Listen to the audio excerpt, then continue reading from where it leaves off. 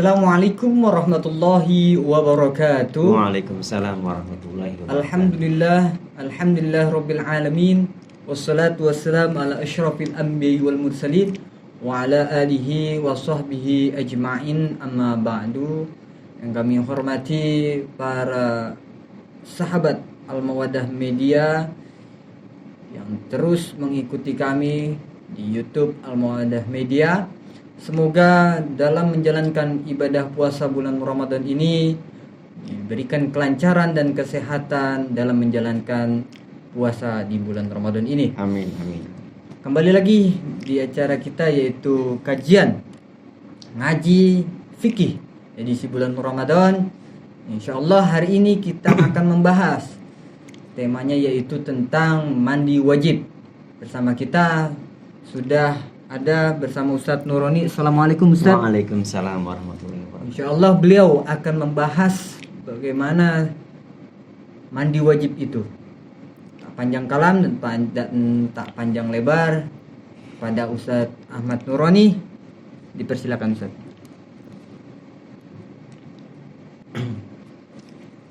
Assalamualaikum warahmatullahi wabarakatuh. Waalaikumsalam warahmatullahi wabarakatuh. Alhamdulillahi wahdah, sadaqa wa'adah, wa nasara abdah, wa aja jundah, wa hajamal ahjaba wahdah, alladzi ja'alana minal muta'allimina mahad al-mawaddah. Salatu wassalamu ala nabiyya ba'dah, wa ala alihi wa ashabihi wa man tabi'ahum bi ihsanin ila yaumil qiyamah.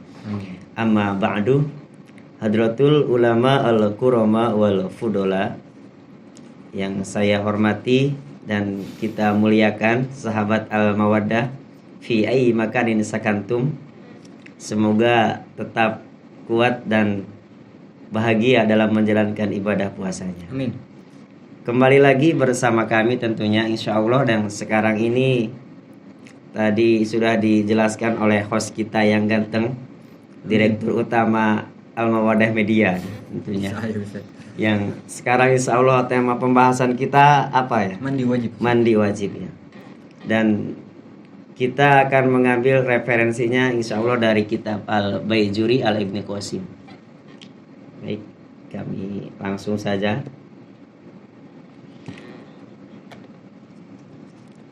Bismillahirrahmanirrahim. Qala al-musannifu rahimahullahu ta'ala nafa'ana bihi wa bi ulumi fi darinil anqal. Karena ketika kita membahas mandi wajib, tentunya kita harus paham dulu apa saja yang mewajibkan mandi kan gitu. Karena ada sabab, ada musabab. Faslun fi mujibil ghusli wal ghuslu lughatan sailanul ma'i ala syai'i mutlaqan wa syar'an sailanu ala jami'il badani bi niyatin makhsusatin. Nah, di sini dijelaskan bahwa yang namanya mandi itu di bab fi mujibil ghusli, bab yang menjelaskan mewajibkan mandi.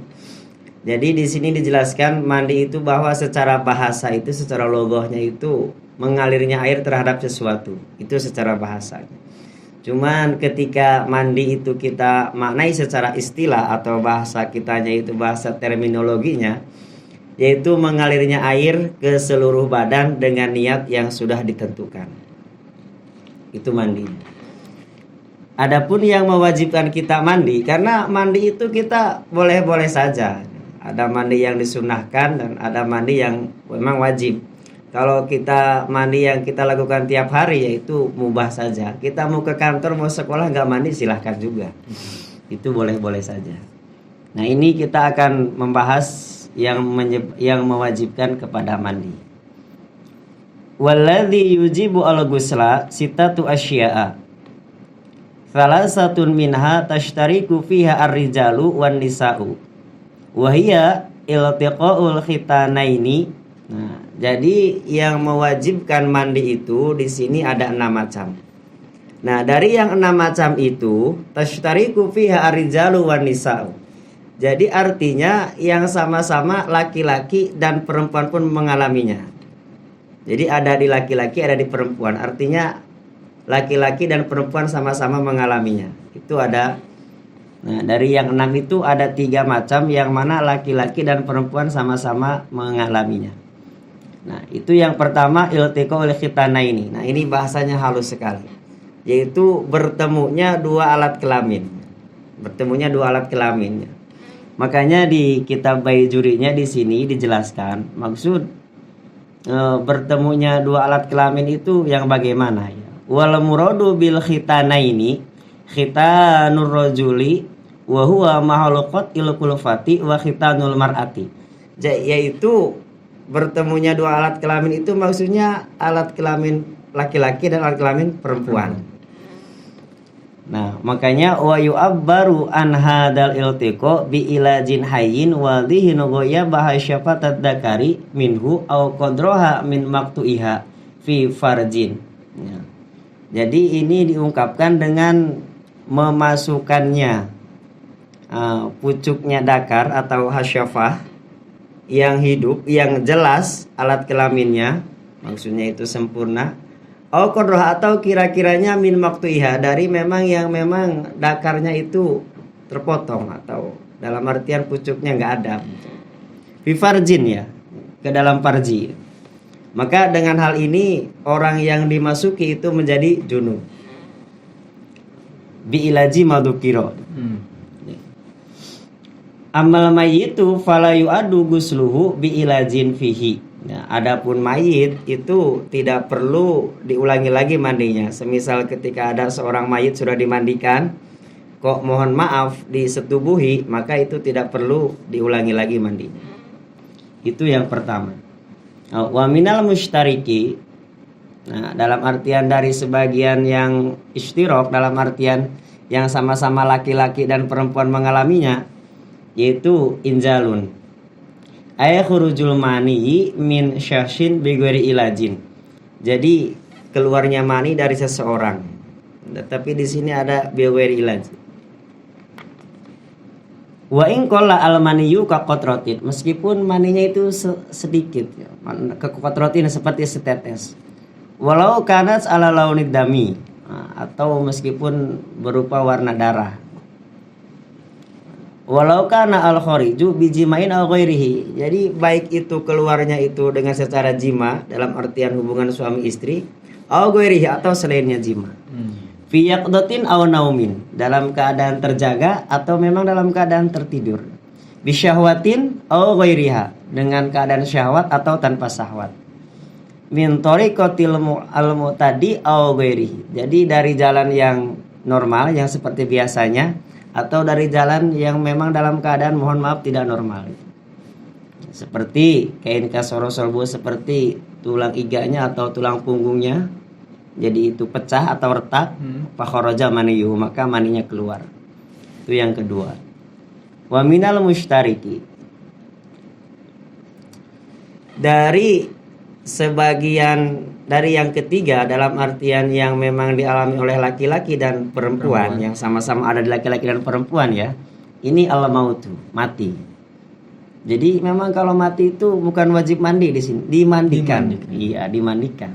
Hati-hati nanti kalau jelasin ke muridnya bahwa mati wajib mandi, nanti orang matinya suruh mandi kan repot. Jadi wajib dimandikan. Kabur semua nanti. Iya, kabur nantinya. Tapi ini ilapi syahid, kecuali di orang mati yang mati syahid. Itu lain lagi. Nanti pembahasannya di pembahasan yang lain. Makanya kalau ingin lebih paham, kita hadirin yang di sana itu bisa ikuti terus YouTube kita. Betul. Nah, ini wasalah satun. Nah, dan yang ketiga ini khusus tahtasu biha anisa. Jadi yang ketiga itu khusus di perempuan. Jadi laki-laki tidak mengalaminya. Ini khusus untuk para akhwat sahabat kami. Ini khusus untuk para akhwat, khusus adanya di perempuan saja. Wahya al-haidu, yang pertama haid. Nah, itu haid itu wajib mandi. Ini juga harus kita pahami. Itu kalau menjelaskan bukan berarti kadang-kadang kan dijelaskan sebab wajibnya mandi itu haid ya. Jadi kita jelaskan bahwa wajib mandi itu sebab berhentinya haid, bukan sebab datangnya haid. Jadi kadang-kadang ketika dijelaskan yang mewajibkan mandi itu haid. Jadi ketika dia keluar haid mandi, nah itu salah paham. Jadi ketika saat berhentinya haid itu wajib mandi. Ketika saat datangnya haid, apalagi sedang haidnya kok mandi wajib, ya itu mah nggak bisa menghilangkan hadas besar. Orang sedang junub. Ai adamu al khariju min imro'atin balagotis asinin. Jadi memang sudah sampai umur 9 tahun kurang sedikit. Jadi kurangnya itu tidak cukup untuk haid dan suci. Misalnya 9 tahunnya itu tapi komariah ya. Ini komariah. Mohon maaf, ini tahunnya tahun Hijriah. Hijriah, bukan komariah. Mohon maaf, ini Hijriah. Kurang sedikit. Jadi kurangnya itu tidak cukup untuk haid dan masa suci.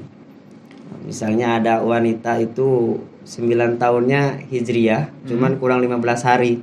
Itu kan 15 hari itu tidak cukup untuk haid dan masa suci. Nah, itu yang pertama haid. Nah, terus yang kedua dari khusus ini untuk wanita, wan nifas dan nifas.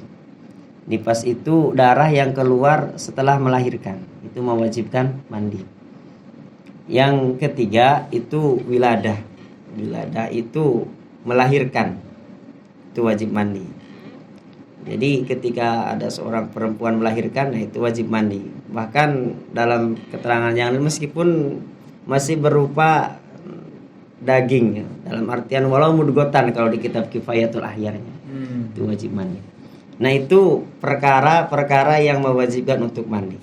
Ketika kita sudah tahu sebab mewajibkan mandi, nah kita bahas mandinya. Baru. Nah ini di sini ada keterangannya, faslun wa faraidul ghusli salah satu asya'a. Adapun fardunya mandi, fardunya mandi dalam artian ketika kita mandi ini harus ada dan harus dilakukan.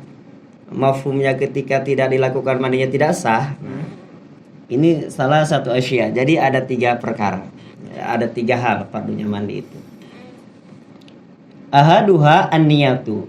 Jadi yang pertama di dalam fardunya mandi itu adalah niat. Jadi harus niat. Jadi kalau nggak niat meskipun mandi itu tidak termasuk mandi wajib nanti. Asal mandi saja misalnya. Makanya harus paham. Fayanwi. Nah, jadi harus niat orang yang junub itu dalam artian orang yang punya hadas besar. Raf'al janabati menghilangkan jinabahnya, awil hadasi al akbari atau hadas besar, wanah wadalik dan sesamanya. Jadi harus niat untuk menghilangkan hadas besar. Wa tanwi al haidu awin nifasu raf'a hadasil haidi awin nifasi. Dan orang yang haid atau orang yang nifas itu yang tadi itu dia itu niat menghilangkan hadas haid atau hadas nifas. Wa takunu an-niyatu makrunatan bi awalil fardi. Dan niatnya itu berbarengan dengan awalnya fardu. Wa huwa awalu ma yugsalu min alal badani aw asfali, yaitu maksudnya itu anggota yang pertama kalinya dibasuh dari alal badan atau asfal badan. Maksudnya bagian badan yang atas atau yang di bawah, seperti atau bagian alal badan itu misalnya kepala, atau asfali itu ya semacam kaki ya, itu di bawah. Nah, itu niatnya itu berbarengan dengan pertama kali yang dibasuhnya. Jadi tidak mesti dari kepala dulu ya, boleh. Kalau mandinya kita di kolam renang kan nyelam, itu boleh-boleh saja. Nah, falau nawa bada ghusli juz'in wajabat i'adatuh. Nah, kalau niat mandinya itu setelah membasuh, maka wajib mengulanginya. Misalnya membasuh dulu. Nah, setelah membasuh baru kita niat mandi. Nah, makanya wajib mengulanginya. Jadi berbarengan dengan membasuhnya anggota yang pertama kali dibasuh itu. Makrunatan. Terus wa izalatu najasati ingkanat ala badanihi. Terus yang kedua itu menghilangkan najis jika memang di badannya ada najis. Jadi ketika di badan ada najis, kalau kita mau mandi wajib, nah itu dihilangkan dulu najisnya. Al-Muqtasili wa hada marajahu ar-Rafi'i. Nah, ini adalah pendapat yang semacam ini, pendapat yang dikuatkan oleh Imam Ar-Rafi'i. Wa alaihi falayakfi ghuslatun wahidatun. Maka ketika kita berpijak kepada pendapat ini, jadi keterangan ini dalam artian ketika pendapat ini kita jadikan sebagai tendensi, nah, maka itu tidak cukup dengan satu basuhan dari hadas dan najis. Pertama kita punya hadas besar, yang kedua di badan kita ada najis. Jadi ketika kita berpijak dengan keterangan ini, maka tidak cukup satu kali basuhan.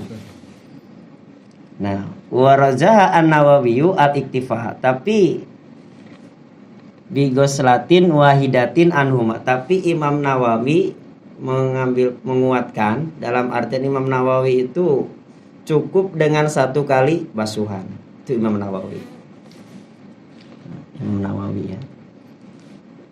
Tapi di sini wa mahaluhu ma idza kanat an-najasatu hukmiyatan. Tapi Imam Nawawi itu menguatkan pendapat bolehnya dengan satu basuhan itu ketika memang najisnya najis hukmiyah.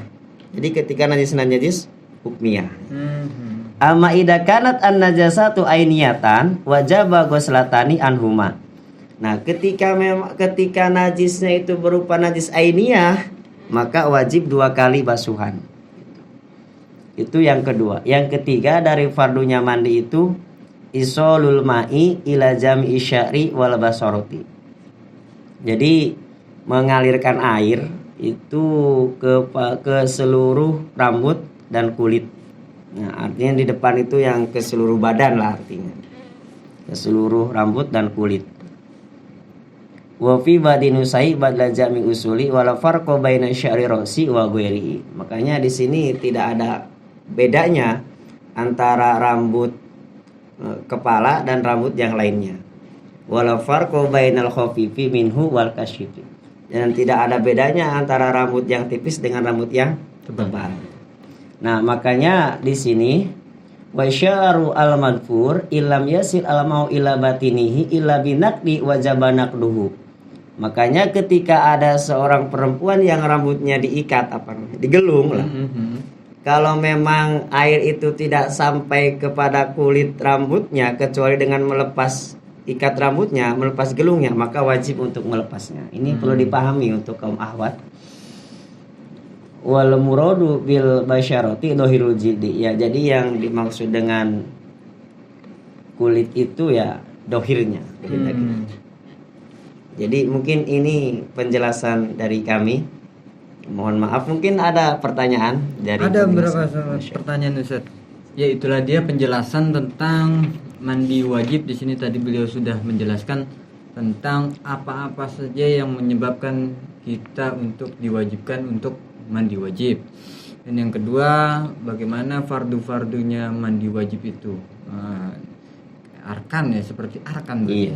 Tapi di sini fardul wajib. Yang pertama itu mandi wajib ada 3. Itu ada 3 untuk yang diwajibkan untuk laki-laki dan perempuan. Jadi yang mewajibkan mandi itu ada 6. 3 mandi untuk laki-laki dan perempuan.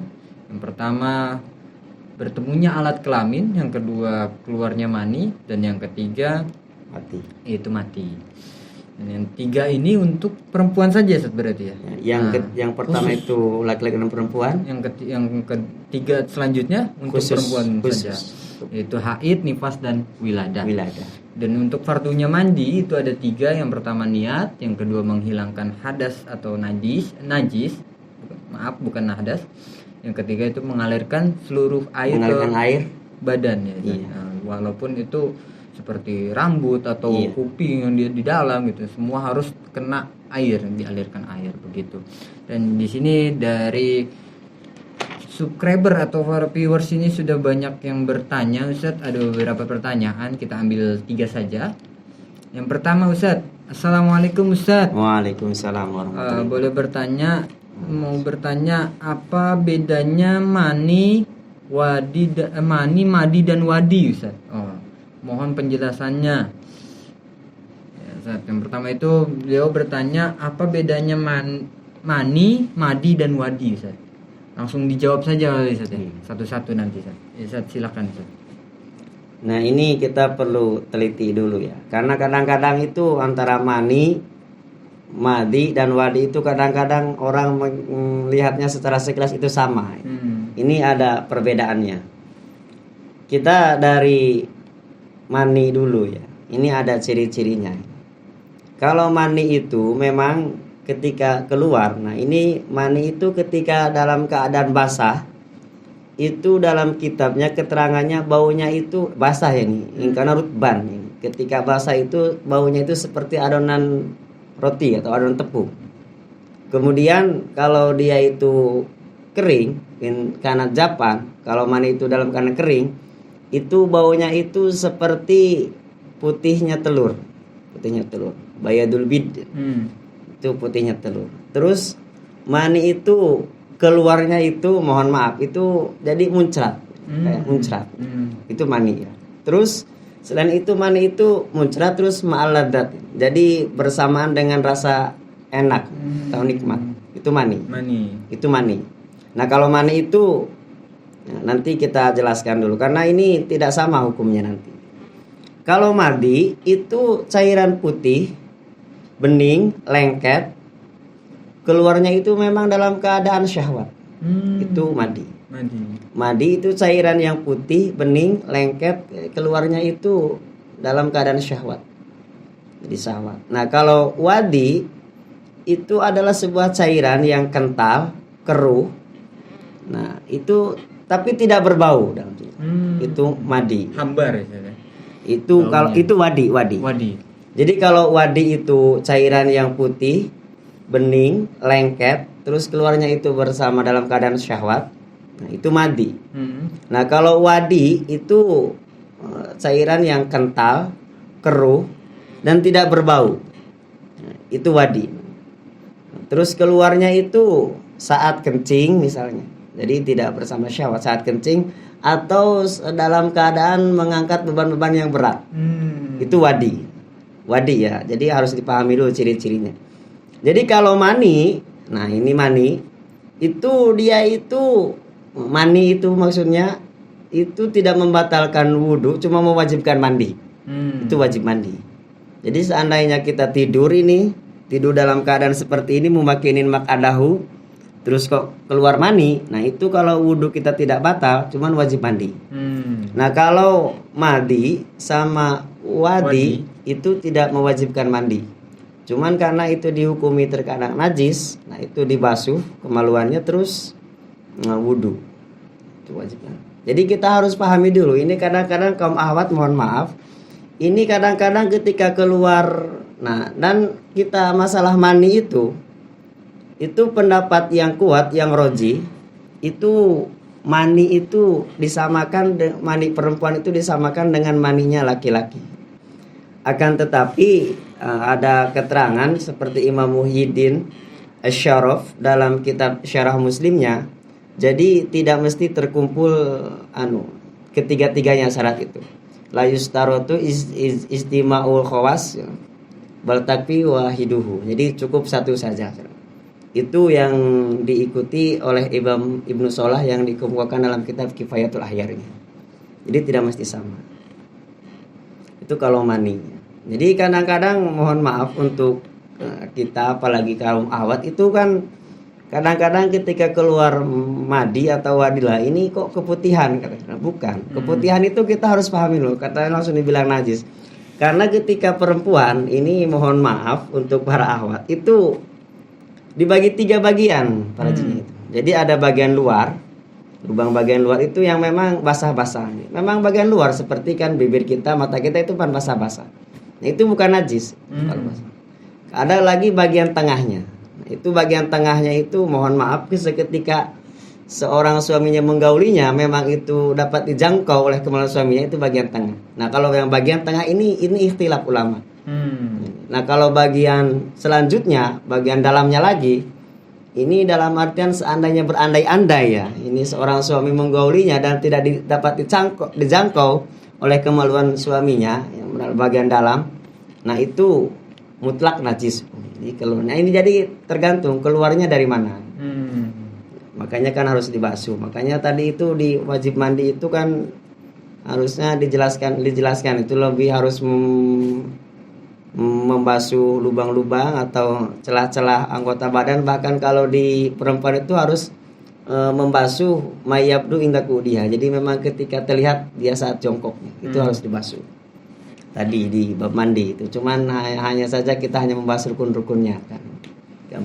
Itu masalah mani, wadi dan madi ya. Jadi mani itu ada ciri-cirinya. Kalau madi itu memang cairan putih, jadi bening, lengket, keluarnya itu kan bersama syahwat. Nah kalau wadi ya kental, keruh dan tidak berbau ya. Tidak berbau. Terus keluarnya itu bisa bersama dengan air kencing atau memang ketika mengangkat beban berat. Itu ciri. Kalau mani itu ingat harus wajib mandi ya mani itu. Kalau mandi itu berarti seperti kita melihat ya, mohon maaf Ustaz ya. Iya. Kita melihat perempuan yang sangat cantik gitu. Iya. Tiba-tiba keluar gitu. Nah, itu madi berarti. Ya, itu bisa. Pokoknya tidak dalam keadaan syahwat itu madi. Kalau madi itu dalam keadaan syahwat. Jadi dilihat dulu ciri-cirinya. Karena perempuan pun bisa keluar seperti yang diungkapkan oleh Imam Haromain itu, kalau Imam Haromain, idza habbatil mar'atu kharaja minha al-madyu. Jadi ketika seorang perempuan itu merasa terangsang, maka dia itu akan mengeluarkan madi. Madi ya. Bukan wadi, madi. Jadi Imam Haromain berkata itu seperti itu. Idza habbatil mar'atu kharaja minha al-madyu. Jadi ketika seorang perempuan itu terangsang, maka darinya itu akan keluar berupa madi. Madi. Jadi ini kadang-kadang madi sama wadi susah sekali membedakannya. Ini gitu ya Ustaz ya. Mungkin penjelasannya nanti. Ini ada pertanyaan yang kedua Ustaz. Apakah boleh setelah jima malas mandi? Ya. Hanya niat dan membasuh sebagian dari tubuh saja. Dan sebelum subuh atau setelah itu disempurnakan mandinya. Maksudnya apa nih? Takutnya tidak ada umur waktu hadas besar Ustaz.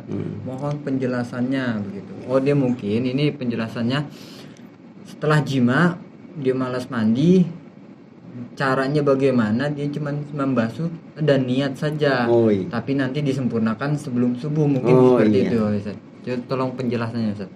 Jadi ketika seorang itu junub ya, dalam artian punya hadas besar setelah berhubungan suami istri jadi tidak langsung mandi misalnya, kok langsung tidur ya, atau kita kurang tahu kan, jadi mungkin malas mandi langsung tidur, itu memang disunahkan ya.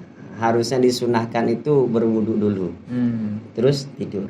Loh ini kok malas mandi, dalam artian mungkin mandinya nanti ya, jadi langsung tidur saja.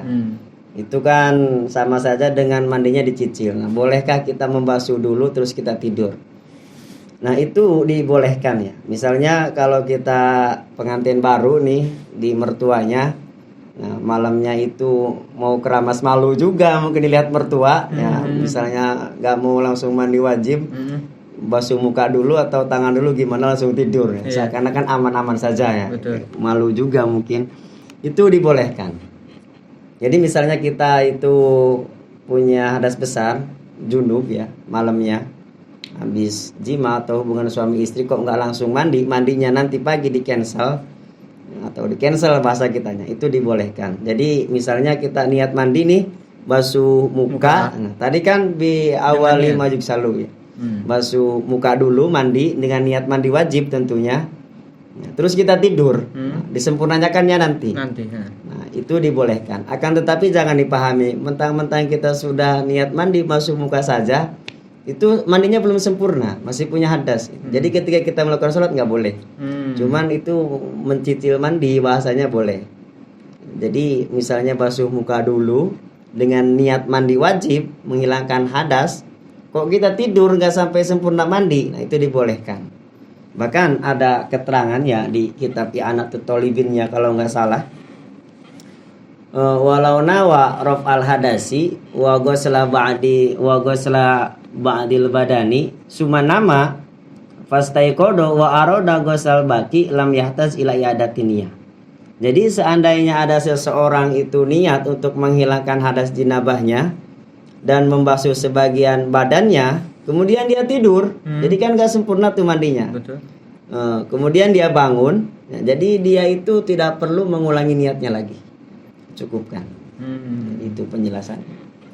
Dan tentunya kalau ingin lebih jelas itu bisa ngopi di Al-Mawaddah. Siap, Ustaz.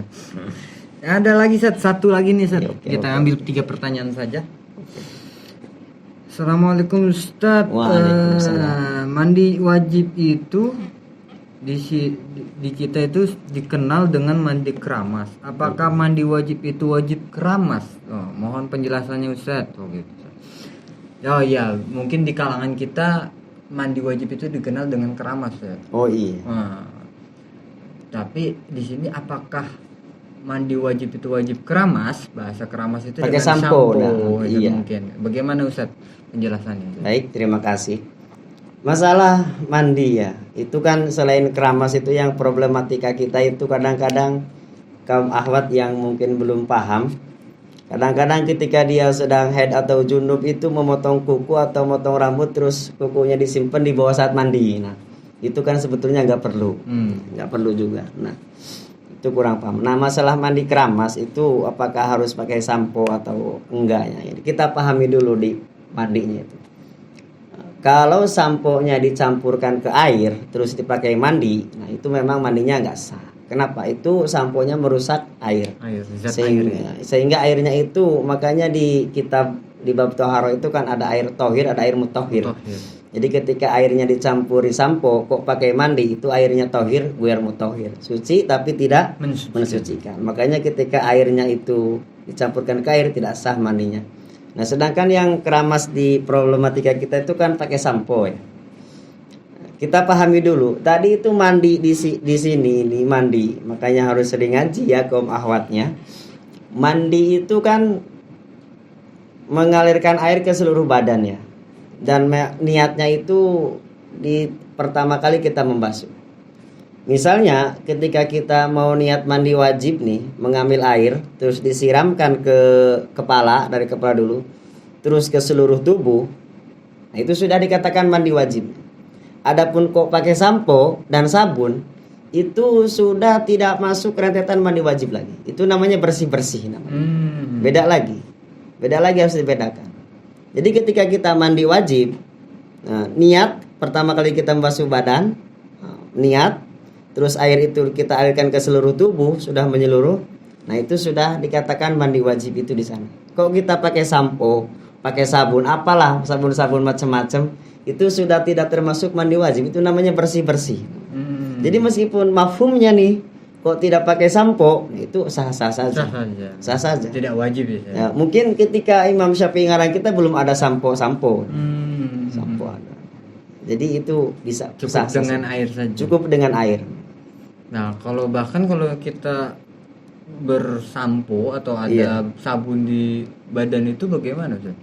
Nah, seperti yang tadi itu kan menghilangkan najis kalau yang itu. Kalau memang najisnya itu.